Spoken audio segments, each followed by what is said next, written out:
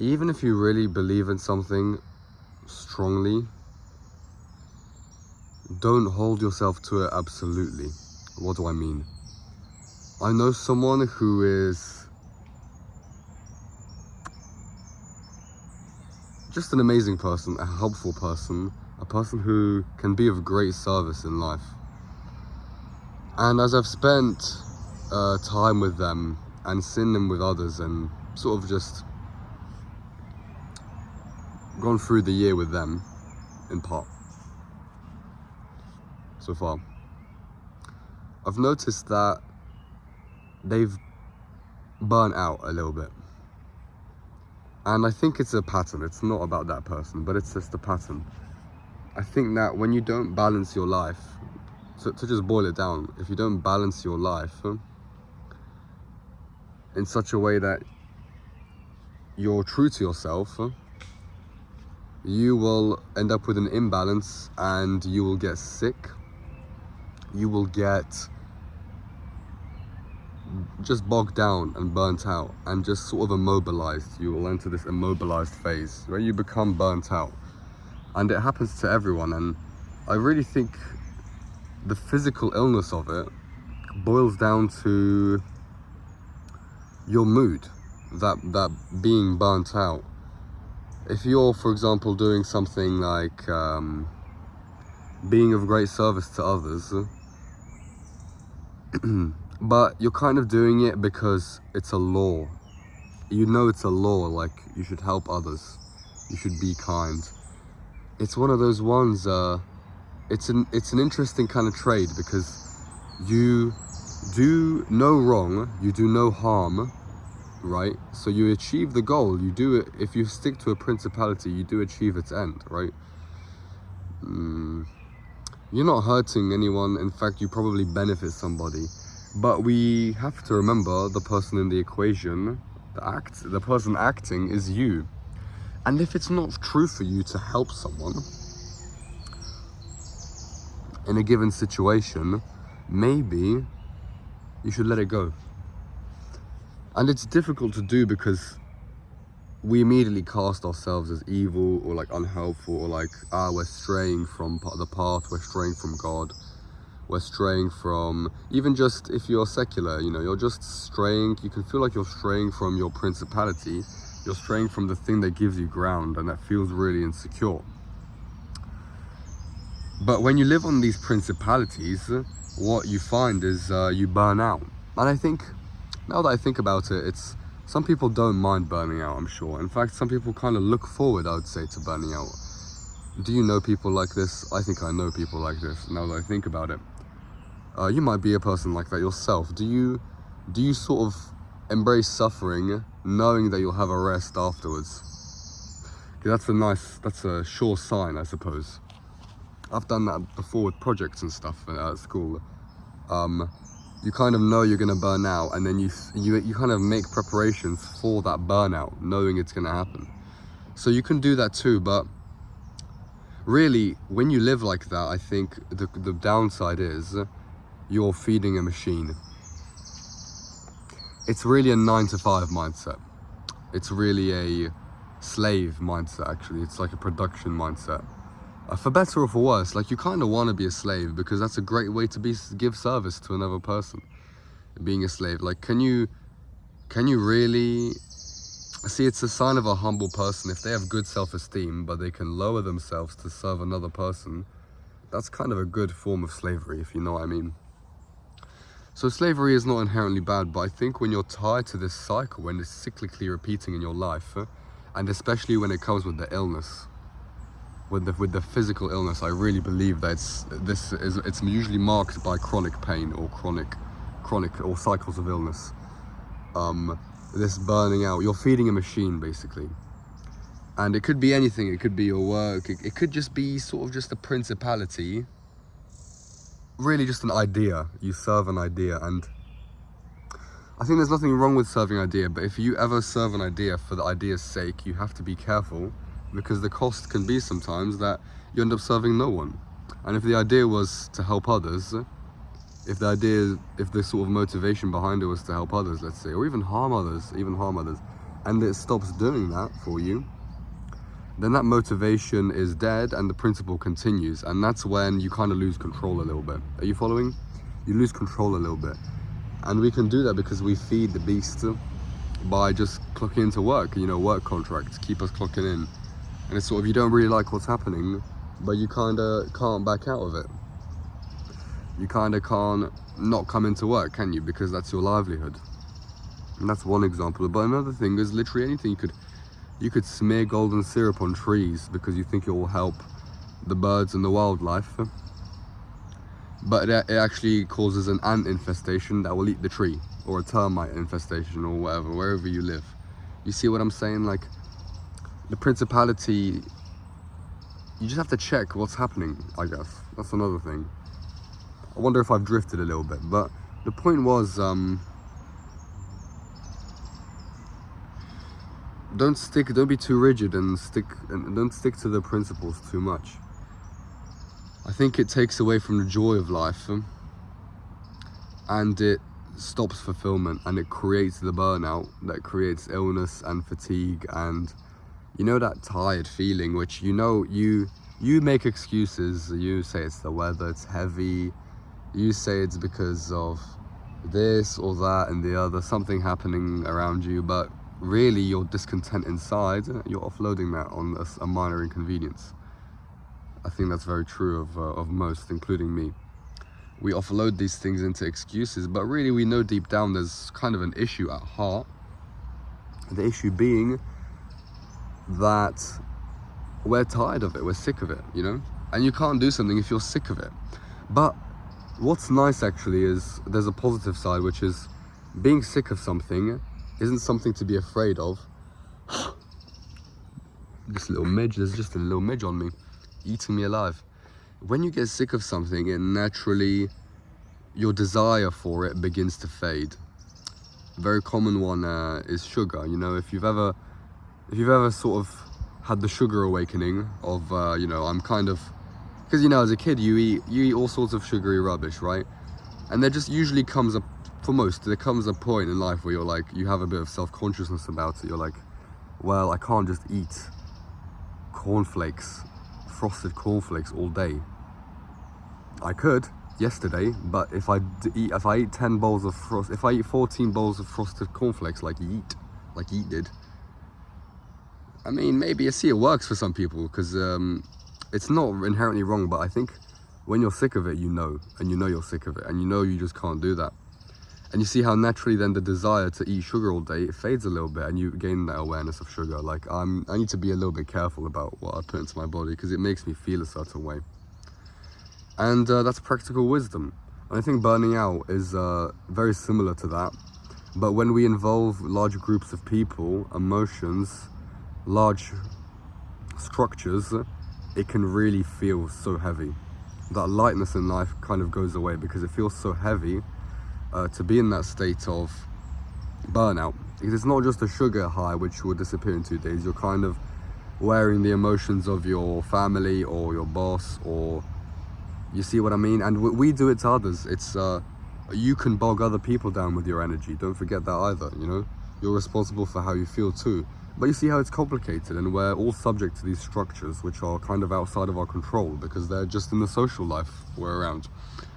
And it's a part of living in society. You can't really be a loner. It's difficult to be a loner. I'm sure some people break away, but for me it's not true anyway to want to break away. I want to be in society, but you see how it comes with this burnout, because you're subject basically to these forces and emotions of people who aren't even you. Think about it. Someone comes in, a teacher, a boss at work, even your partner or friend comes into a room, and they're kind of in a bad mood because something happened. And, you might not be sensitive, but even if you're a little bit sensitive, you'll feel like a dark shroud come in sometimes, where the person's not doing all right. You can't really do much to help because they're just living with their own burden. All you can do is be there. But you have to, because you're there, you kind of have to take the emotions. And you can run from it. Some people isolate themselves, and I think we do live in a period of isolation, which has something to do with that. I'm not sure exactly what it is. I'm in Britain. I feel that a lot, especially with young people. everyone's quite self-conscious and isolated. Well, a lot of people are anyway.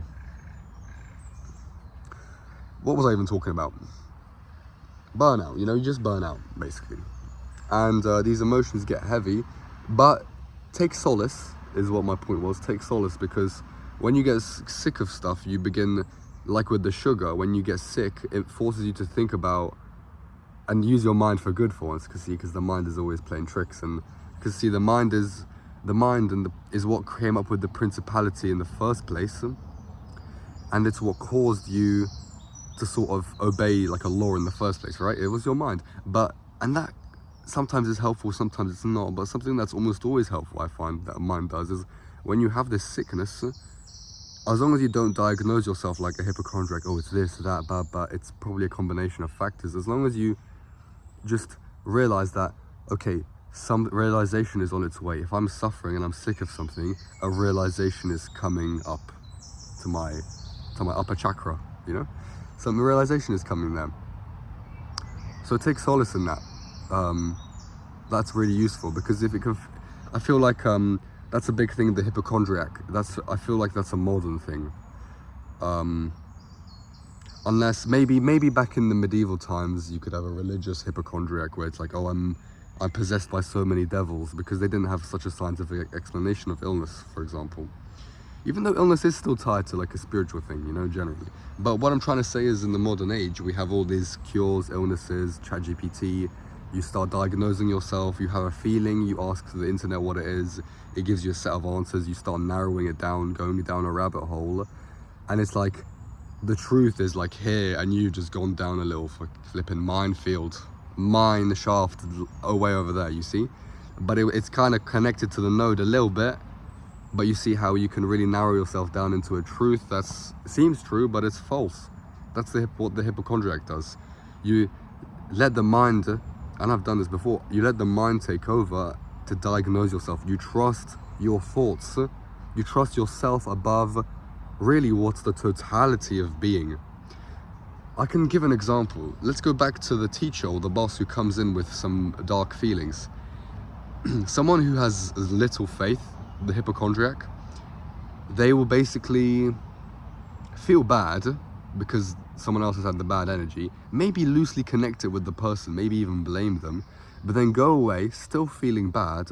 And then as they sit in isolation and with the internet, they basically start looking up, oh, why am I feeling bad? Blah, blah, blah, blah, blah. You have cancer, you have this, you have worms in your flipping nostrils. You see what I'm saying? And then you end up diagnosing yourself with an issue that was really beyond yourself in the first place. Like, you see, and then your mind will really believe that, and you'll get into a habit of associating this with that. Like I'm struggling to breathe a little bit. Oh, it must be this. Oh, I've got a snotty nose. Well, it must be the mold, specifically the mold. And yeah, probably the mold is playing a part. But also, there's so many other factors in your life. Your predispositions, even stuff completely beyond your control, like your genetics. So it's so silly to kind of beat ourselves up and be sad and, be looking up stuff when a lot of, especially when it's emotional, to kind of take on the burden on yourself in isolation, when really it's not an isolated issue. You understand? What was the point? I said that because, again, we're subject to these forces that are greater than us. Hell, even if you were apart from society living in nature, you're still part of something. You're still part of the world, right? We're in this world, I should say. We're on this earth. And it gets difficult. It does get difficult. And I did feel like I had some other point there, but that's the gist of it. You see what I mean? Your mind, that's what I was saying. Your mind comes up with theories and facts, and but a lot of them aren't true, really. And ideas are helpful when there's already a motivation and a feeling behind them. The feeling kind of comes first because we live in the body, and that's, as clever as the mind is, it's usually a bit of a flop to continuously put your mind ahead of the body. It's helpful sometimes. Let's say you're a drug addict and you're like, damn, this is messing me up. But again, the sickness kind of kicks in actually a little bit before the mind goes. Because let's say you're addicted to something. If you've ever been addicted to maybe video games or even somebody's company, something like that, rarely it's your mind that motivates you actually. It's rarely your mind that says, I need to spend time apart from this, and you actually act on that continuously and sustainably is the word. You see what I'm saying? Your mind is usually not a source of sustainability. The feeling is what's sustainable, and the mind follows that. The mind sort of accompanies that. And you can have a good idea. This is why it's interesting. This causes an interesting issue. Like, you can know something's true formally, such as I should not snort cocaine every day in the morning at 9 a.m. to get me through the day. But if it's not true for you, like your body, if you actually want to do that, then it's kind of, you're just gonna snort the coke, right, at 9 a.m. It's gonna be snowing every 9 a.m. every day of the week. You see what I'm saying? Apart from Sunday. So, and then what happens then? So then you're like, oh, I betrayed myself. No, you kind of didn't actually. It's weird. It's funny how it works. You didn't really betray yourself. You betrayed your mind, really. And but because some people live in their minds, that's such a real betrayal, and that contradiction lives in their mind to the point where they're neurotic. They're neurotic about they're neurotic from the drug use, and they're neurotic about their drug use. You see what I'm saying? And you create these layers of these layers that stack on your mind, like, oh, but this, oh, but that, but I shouldn't even be feeling this. Oh, but why am I even? I've just spent an hour, like worrying about this and that. Oh, and I've just said that sentence, so I've spent even more time worrying about it. You see how it creates layers in your mind? Concrete, I've heard that said before. It creates these layers of concrete. You gotta just smash through it sometimes. And how do you smash through it? You just trust your body. Trust that what's happening and what you're feeling is like, it's correct. If you feel something, it's valid. And if it's bad for you, trust that you'll realize that naturally. It springs up naturally, like with the sugar. And you'll get better naturally. But it can take a while. It can take a long process. So I will finish with this. Be patient with yourself. And trust the process. And have some faith. It's simple. And if you feel like you need to take action, take that as an almost guaranteed sign that you shouldn't do anything. It's all good. Crack open a Monster. Crack open a Red Bull. Sip it. Have a lollipop. Have some water. Drink some water. Sit in the forest. Chat to someone. You don't need to do anything. And the answer will become clear. And it's often actually when we fight for the answer that we obscure things. And that is part of the answer to the burnout. That's the fight. When we're fighting for something, we always burn out. But is it really a fight? That's kind of the question. What are we fighting for? What's the fight? That's the main question. So yeah, thank you.